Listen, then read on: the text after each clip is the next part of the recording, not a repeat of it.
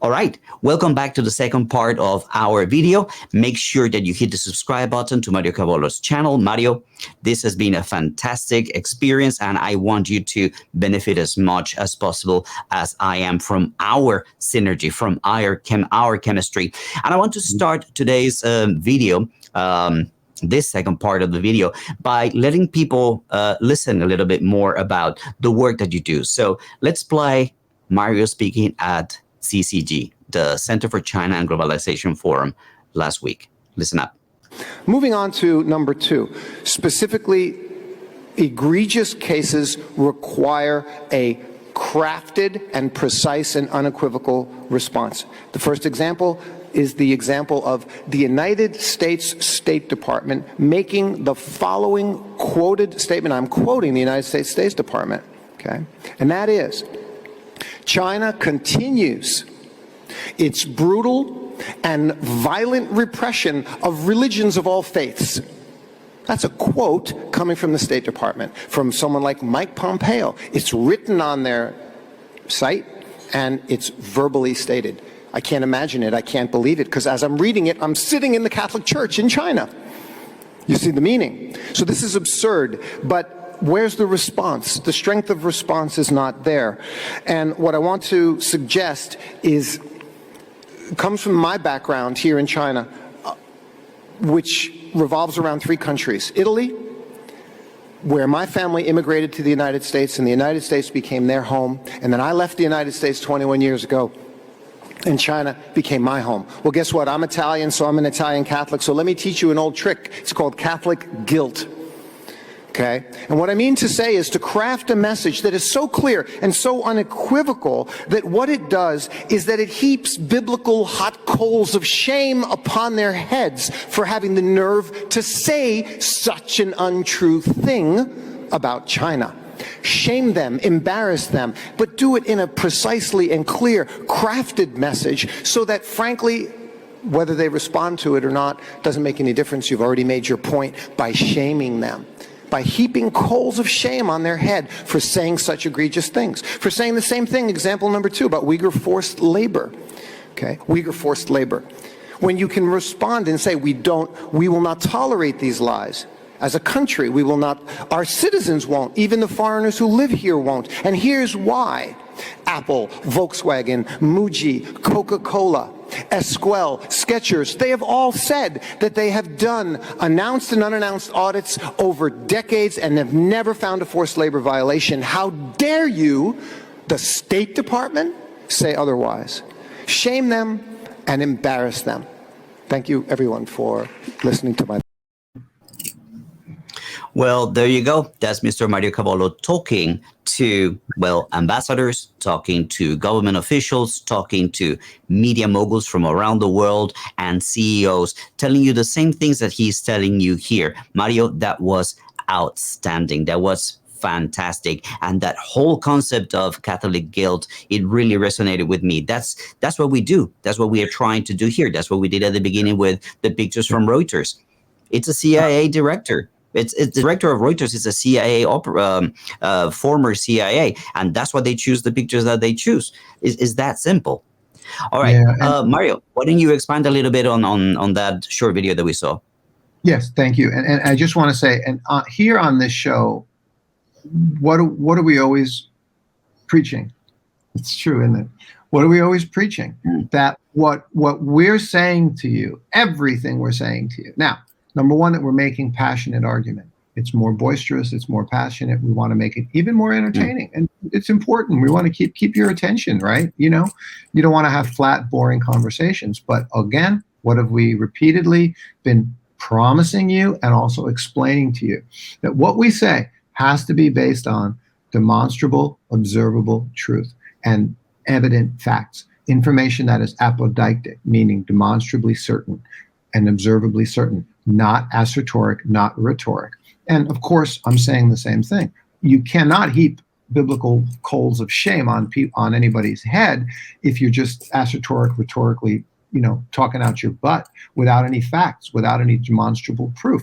And you notice that that's exactly what I said while I was at CCG, which was an incredible meeting. I mean, I was in a group, over 400 people at the top, world level people, ambassadors, government officials, corporate CEOs, etc.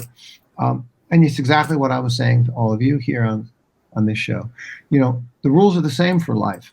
Okay, I'll never embarrass myself, and Fernando and I will never embarrass ourselves on this show in how we explain things to you and how we forcefully and passionately fight back, because we know that we're going to sleep well tonight with what we're saying, because everything we're saying is based on something that's demonstrable and observably certain and known to be true. It's it over and over and over again. So that's all I'll say about it, Fernando. And I'm very happy to be sharing that kind of a clip. That was an amazing experience for me in Beijing. I mean, I got to finally meet Liu Xin and Wang Guan, CGTN for the first time. I got to, I've been on their shows many, many times, but it was always by studio satellite because of the pandemic. I finally got to shake hands and give them both a nice hug and meet both of them face to face.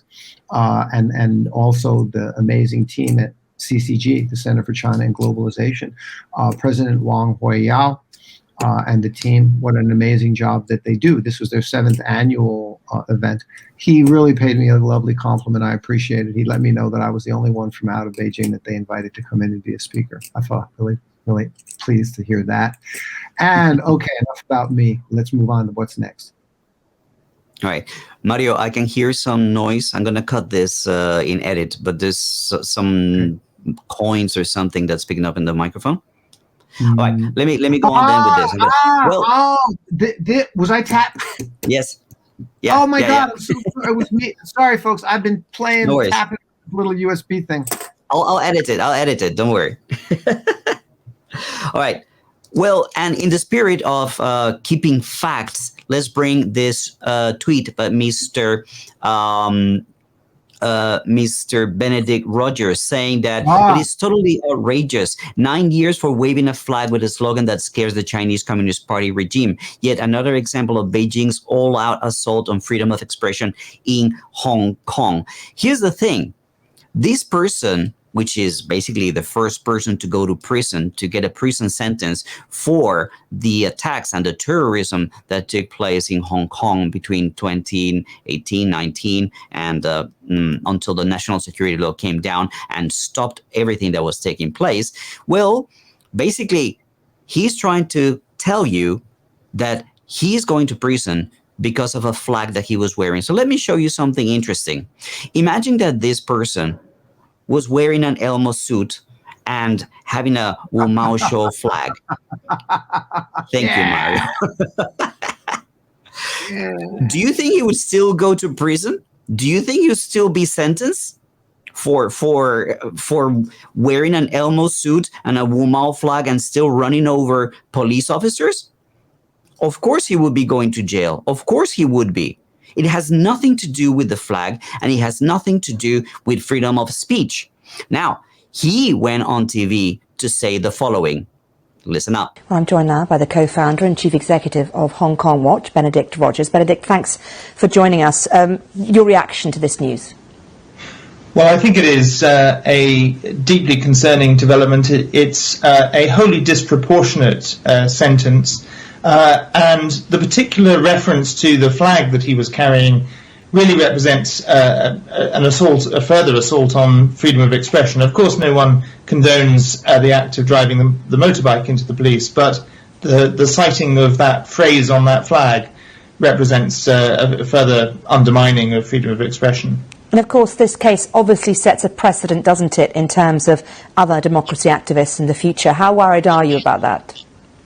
Extremely worried, and as you say, this is the first case. It does set a precedent, and there are a number of cases coming up. There are the cases of former legislators who were charged under the national security law simply for having held a primary election to choose their candidates for the legislature.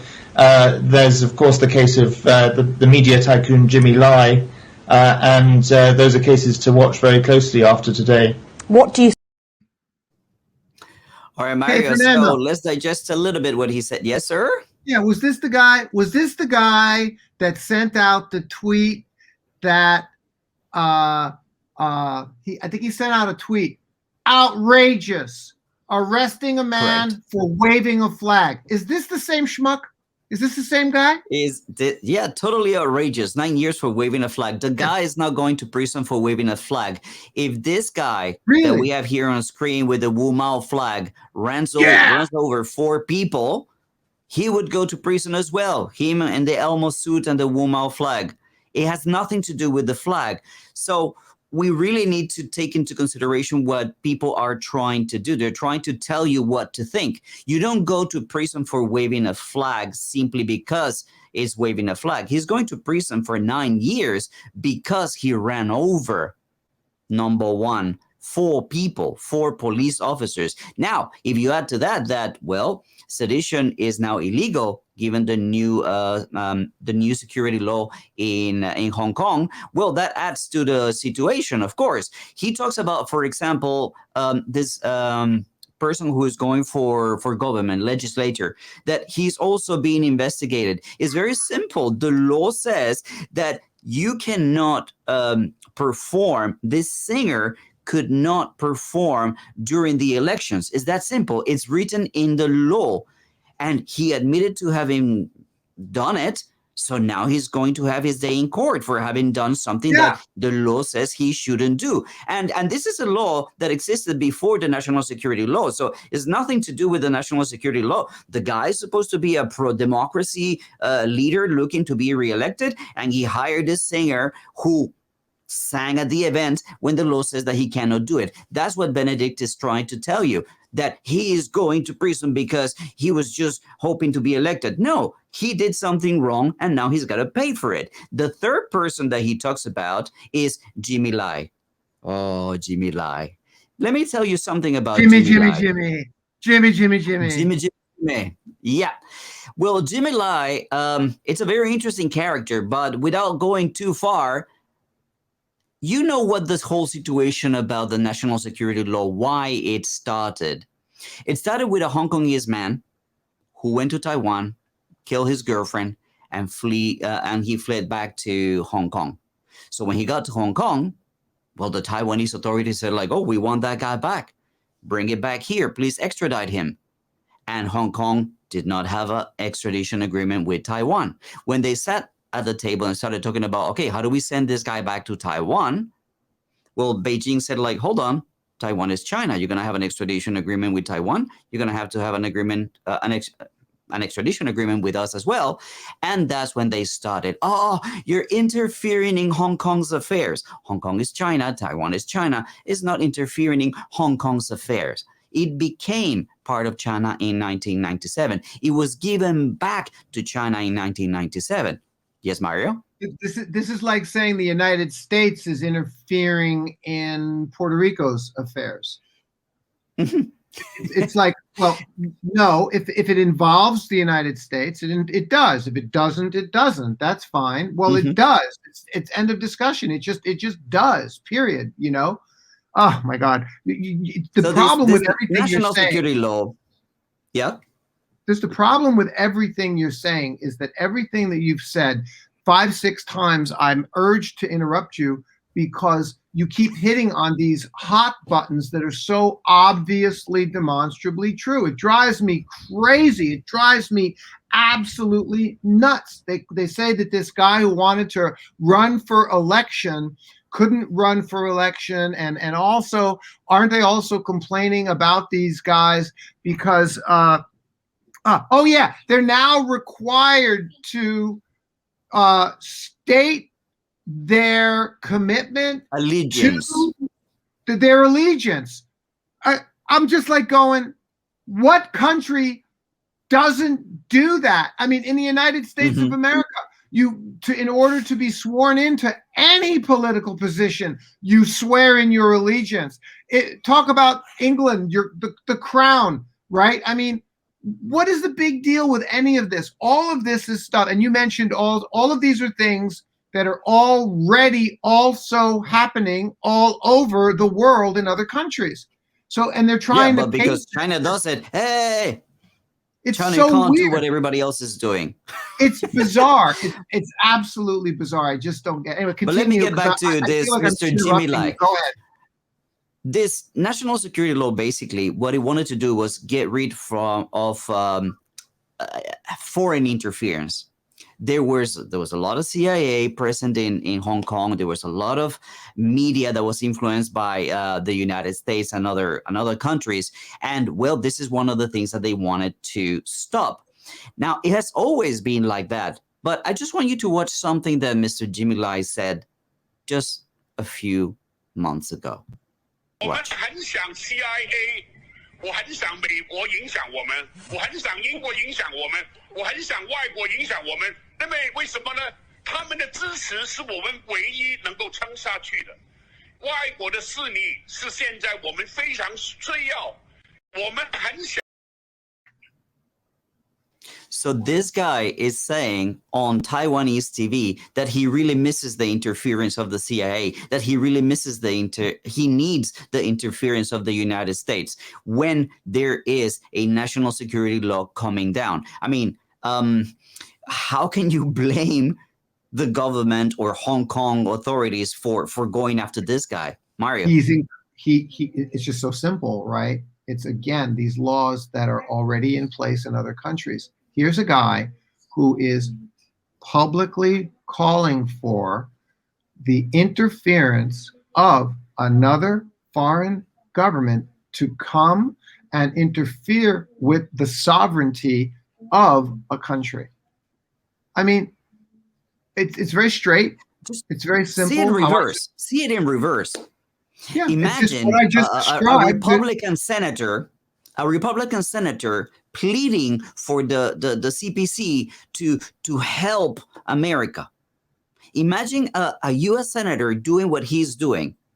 Imagine a media mogul in America doing exactly the same. Oh, Mr. Xi Jinping, we need the PLA in America. We need help from the Chinese government. Help us. What? And even more, yes, and an even more interesting way of putting it would be to choose the parts of America which are a little bit argumentative with the federal, have a little bit of independence and conflict with the core federal government. So, for example, in China, Taiwan is a part of China. Taiwan is not a country. As much as anybody who's listening and watching wants it to be, your desire for it to be doesn't make it so. I know that bothers you, but Taiwan is not a country. It's a hybrid weird mess, but it's definitely not a country. I get it that bothers you, but Taiwan is not. I get it. It's okay. You're free to want Taiwan to be an independent country if that's what you want. I'm not saying you shouldn't want that, but I'm saying it isn't what Taiwan is. It isn't a country. Okay. So, and Hong Kong is a separate special administrative region. So it's sort of not mainland China. It's not 100% mainland China either, right? So, okay, fine. So there's things that are different, separate systems, this and that.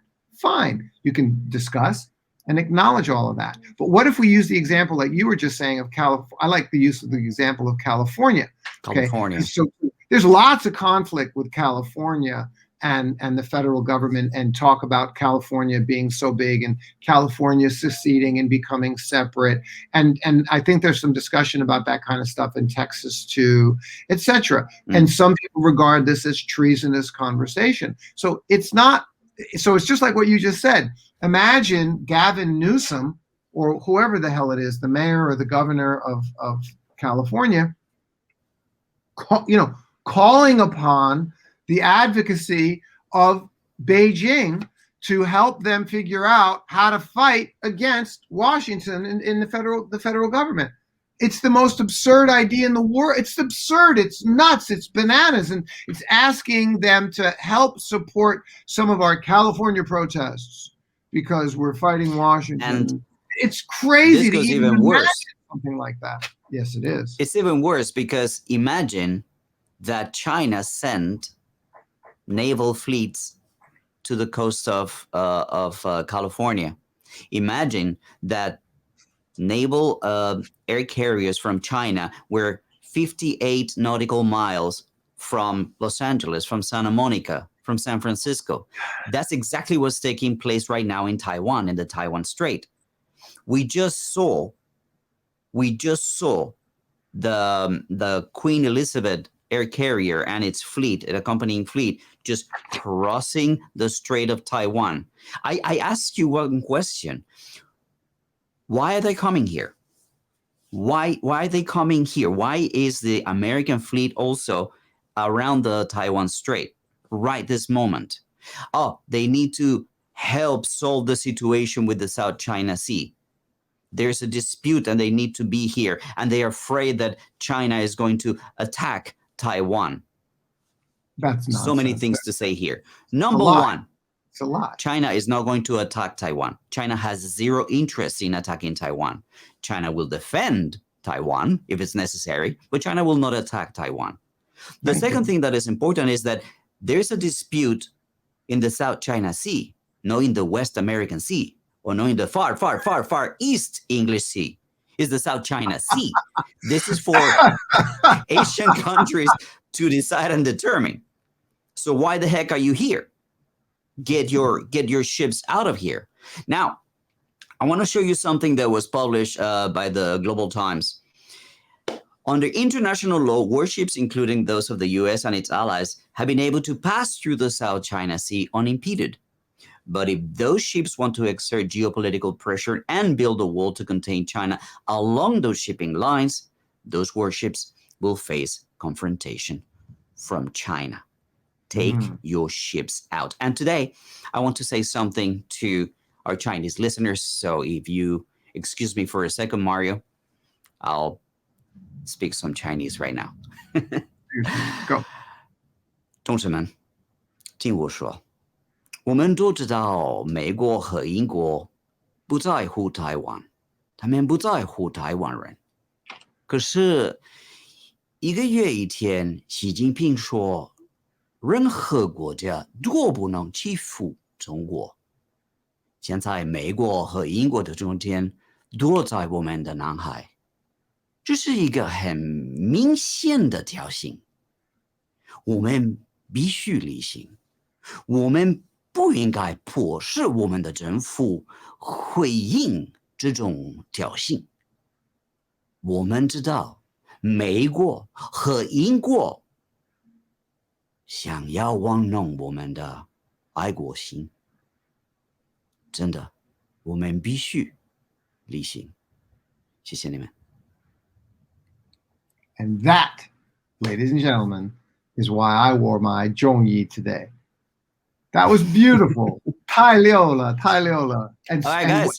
Thank you so much for watching. You said it right, Fernando. Great job.